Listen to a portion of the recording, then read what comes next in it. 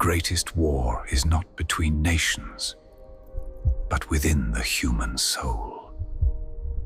What if the war you fear outside is already happening inside you? We live in a world of masks, of roles, of appearances. But beneath it all, something ancient stirs in the human heart.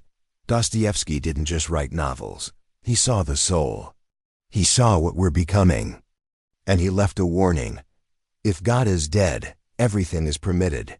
But he wasn't talking about religion. He was talking about us. There's a fracture inside every human being. We crave freedom, yet secretly long to be told what to do. We chase pleasure, but sabotage it when it arrives. We shout for peace, yet feed on conflict. This is the paradox Dostoyevsky revealed, that humans are not purely rational. We are wounded creatures, capable of compassion and cruelty, of transcendence and self-destruction.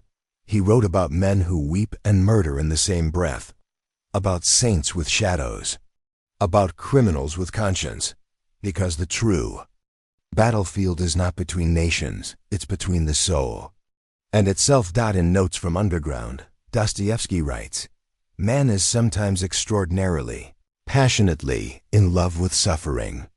Why?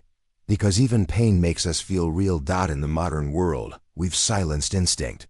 We sit all day, we scroll all night.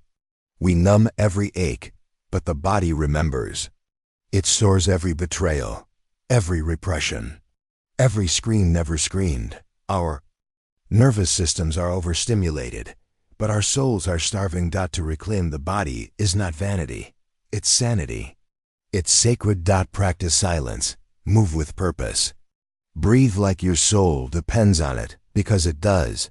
Dostoyevsky was a master of the broken mind. He wrote characters that weren't just confused, they were at war with themselves.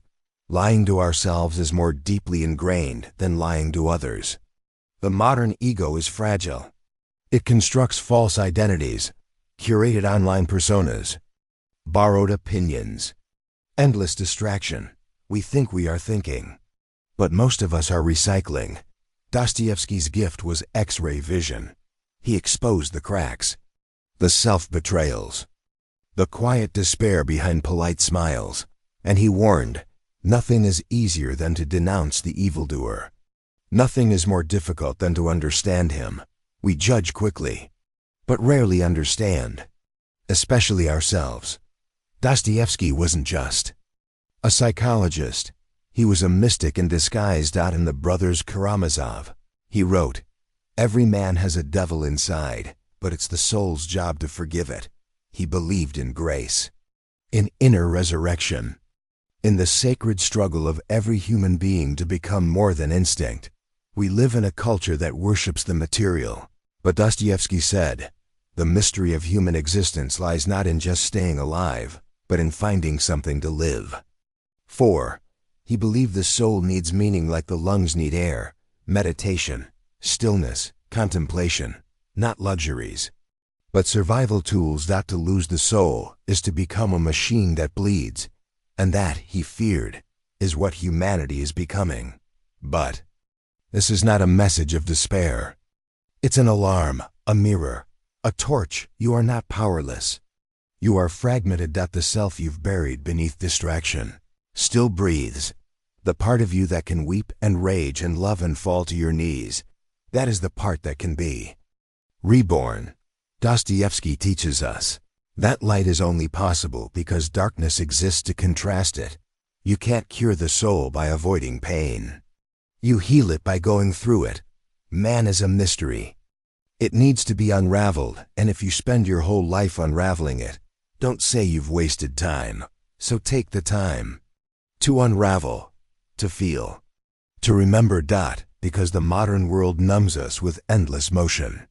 But your power is not in your pace, it's in your presence. Repeat this mantra. A distracted soul is a divided soul, but a focused soul becomes a force of nature.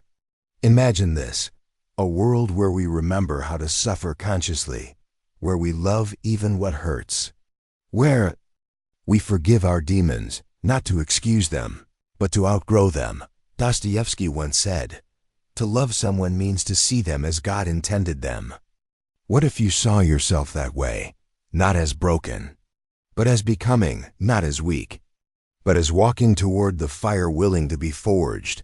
There's a truth deeper than your thoughts, a silence deeper than your noise, a soul deeper than your shame. That's what Dostoyevsky wanted you to know. So I ask you now, will you keep denying your nature, or will you become it? Fully, will you keep hiding your soul? Or will you return to it and finally become whole? Drop a comment. What part of your nature are you finally ready to face?